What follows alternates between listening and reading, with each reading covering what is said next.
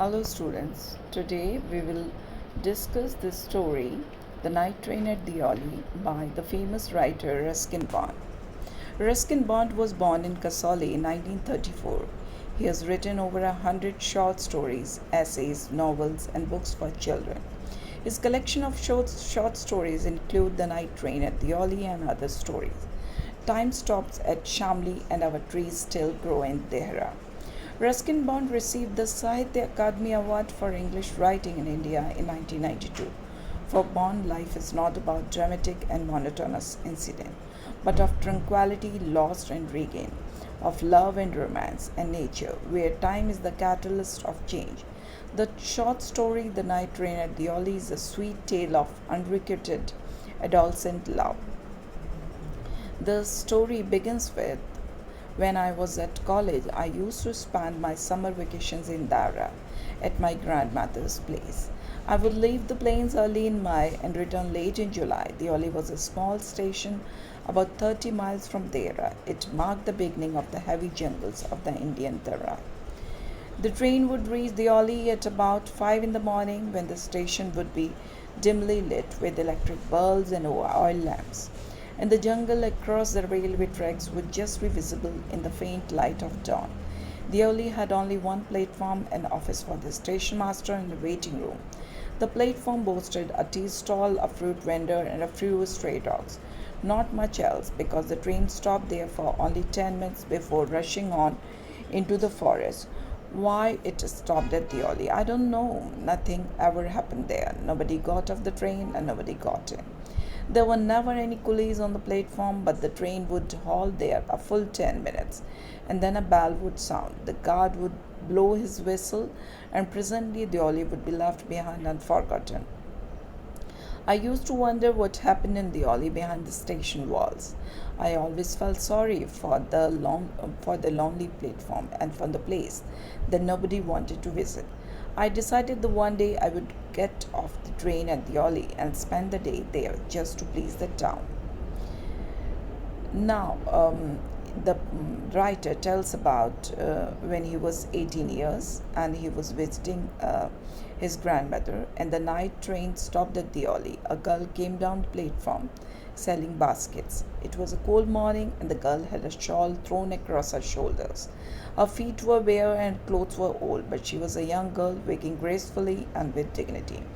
When she came to the writer's window, she stopped. She saw that the writer was looking at her intently, but at first she pretended not to notice. She had pale skin set off by shiny black hair and dark troubled eyes, and then those eyes, searching and eloquent, met mine. She stood by my window for some time, and neither of us said anything.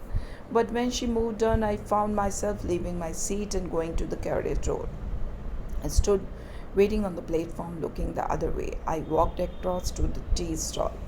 A kettle was boiling over on a small fire, but the owner of the stall was busy serving tea somewhere on the train. The girl followed me behind the stall. Do you want to buy a basket? She asked. They were strong, made of the finest cane. No, I said, I don't want a basket. We stood looking at each other for what seemed a very long time. And she said, are you sure you don't want a basket? All right, give me one, I said.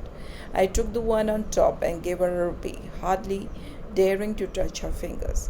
As she was about to speak, God blew his whistle. She said something, but it was lost in the clanging of the bell and the hissing of the engine. I had to run back to my compartment. The carriage shuddered and jolted forward. I watched her as the platform slipped away. She was alone on the platform, and she did not move, but she was looking at me and smiling. I watched her until the signal box came in the way, and then the jungle hid the station, but I could still see her standing there alone. I sat up awake for the rest of the journey. I could not rid my mind of the picture of the girl's face and her dark, smoldering eyes. But when I reached Dera, the incident became blurred and distant, for there were other things to occupy my mind. It was only when I was making the return journey 2 months later that I remembered the girl. I was looking out for her as the train drew into the station, and I felt an unexpected thrill. When I saw her walking up the platform, I sprang off the footboard board and waved to her. When she saw me, she smiled. She was pleased that I remembered her. I was pleased that she remembered me. We were both pleased, and it was almost like a meeting of old friends. She did not go down the length of the train selling baskets, but came straight to the tea stall. Her dark eyes were suddenly filled with light. We said nothing for some time, but we couldn't have been more eloquent. I felt the impulse to put her on the train there and then and take her away with me. I could not bear the thought of having to watch her recede into the distance of the early station. I took the baskets from her hand and put them down on the ground. She put out her hand for one of them, but I caught her hand, held it. I have to go to Deoli, I said. She nodded. I don't have to go anywhere. The guard blew his whistle for the train to leave, and how I hate the guard for doing that. I will come again, I said. Will you be here? She nodded again, and as she nodded, the bell clanged and the train slid forward. I had to wrench my hand away from the girl and run from the moving train.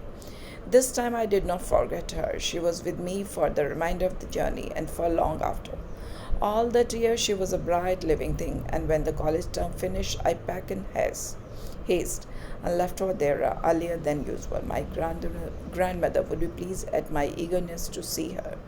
I was nervous and anxious as the train drew into Deoli because I was wondering what I should say to the girl and what I should do. I was determined that I would not stand helplessly before her, hardly able to speak or do anything about my feeling.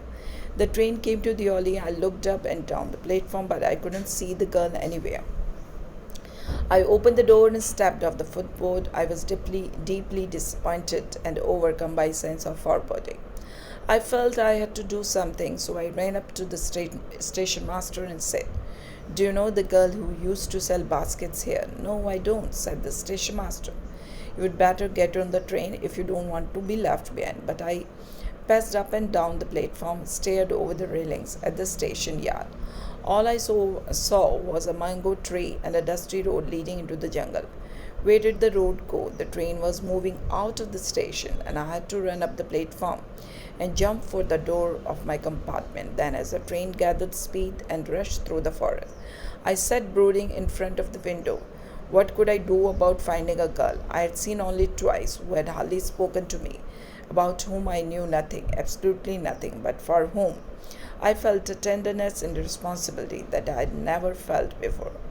My grandmother was not pleased with my visit after all, because I did not stay at her place more than a couple of weeks. I felt restless and ill at ease, so I took the train back to the plains, meaning to ask further question of the station master at Deoli. But at Deoli there was a new station master. The previous man had been transferred to another post within the past week. The new man did not know anything about the girl who sold baskets. I found the owner of the tea stall, small, shriveled up man, wearing greasy clothes, and asked him if he knew anything about the girl with the basket. Yes, there was such a girl here, I remember quite well, but she has stopped coming now. Why? I asked. What happened to her? How should I know? Said the man. She was nothing to me, and once again I had to run for the train. As the early platform receded, I decided that one day I would have to break journey there, spend a day in the town, make inquiries, and find the girl who had stolen my heart with nothing but a look from her dark, impatient eyes. With this thought, I consoled myself throughout my last term in college. I went to Dehra again in the summer, and when in the early hours of the morning the night train drew into the early station, I looked up and down the platform for a sign of the girl, knowing I wouldn't find her, but hoping just the same. Somehow I couldn't bring myself to break journey at Deoli and spend a day there. If it was all fiction or film, I reflected, I would have got down and cleaned up the mystery and reached a suitable ending for the whole thing. I think I was afraid to do this. I was afraid of discovering what really happened to the girl. Perhaps she was no longer in Deoli. Perhaps she was married. Perhaps she had fallen ill. In the last few years, I passed through Deoli many times. I always look out of the carriage window, half expecting to see the same unchanged face smiling up at me. I wonder what happens in Deoli behind the station walls, but I will never break my journey there. It may spoil my game. I prefer to keep hoping and dreaming, looking out of the window up and down that lonely platform, waiting for the girl with the basket. I never break my journey at Deoli, but I pass through as often as I can. So the theme of the story is in the Night Train at Deoli by Ruskin have the theme of innocence, memories, connection, love, letting go, desire, acceptance, and fear. Taken from his collected short stories collection, the story is narrated in the first person by an unnamed man, and after reading the story, the reader realizes that Bond may be exploring the theme of letting go. The narrator is unable to let go of the girl at Deoli despite the passing of the time. It is as though he has reserved a place for the girl in his heart. Though some critics might suggest that the narrator has become infatuated with the girl, it is more likely that she is his first love, and it is for the reason that he has never let go of the girl or forgotten her. It is also somewhat ironic that the narrator tells the reader that nothing happens at Deoli. Yet Deoli is the place where the narrator has fallen in love for the first time. It might also be important that the narrator no longer gets off the train at Deoli, as this could suggest that the narrator, rather than having to face reality and discover what happened to the girl, prefers instead to hold on to his memory. It is easier for the narrator to live his life with the unbroken heart of a young man than to have to discover that the girl may have simply moved on with her life and got married. This type of reality would be crushing to the narrator, and as such, he holds onto his memories. If anything, it may be easier for the narrator to remember happy times that can last forever in memories than to become aware of the truth, which may leave some readers suspecting that the narrator is simply deceiving himself, that he is unable to accept that the girl may have moved on with her life. It is also interesting that the girl had little or no impact on any of the other characters in the story. It is only the narrator who feels as though the girl was special. There is also a sense that the narrator and the girl have made a connection with one another, at least that is how the narrator feels. So strong are the feelings that the narrator has for the girl that he cut short his visit to his grandmother. It is as though the narrator is driven by desire. It might also be important that the narrator only had brief moments of engagement with the girl, as Bond could be suggesting that a brief moment is all it takes for an individual to fall in love. Even if during those brief moments the narrator learned nothing about the girl he has fallen in love with. The fact that the narrator never sees the girl again could also suggest that there is an element of loss in the story. However, the narrator puts any sense of loss to the back of his mind, preferring instead to think that someday he will see the girl again, which would play on the theme of acceptance and letting go. At no stage in the story does the narrator accept that he will never see the girl again, something that is clearer to the reader by the fact that the narrator's journey through the Deoli more frequently as he has grown older, still hoping to see the girl. If anything, the narrator is holding onto a memory and nothing more. Despite the year passing, he has never seen the girl again, nor he is likely to. For the narrator has never taken his steps to try and find the girl, which may suggest that the narrator is afraid to find out the truth. The narrator's heart is not broken, rather it is optimistic. However, should the narrator find out the truth about the girl, and the truth is unpleasant to the narrator, then his heart will be broken. It is for this reason that the narrator dreams about what could be maintaining the innocence he had when he was afraid to touch the girl's finger. If anything, the narrator has put the girl on a pedestal which she may not justify. In his mind, the narrator has created an image of the girl what may not be real. However, it is real to the narrator, just as everyone's first love is real. At the end of the story, the narrator has no regrets because he is working off his memory. Time changes people, but the narrator doesn't allow for this. To him, the girl has remained the same. She will always be the same for the narrator because the narrator cannot let her go. If anything, the narrator lives in hope that he may one day see the girl in Deoli again. However, the reality is most likely very different. Thank you.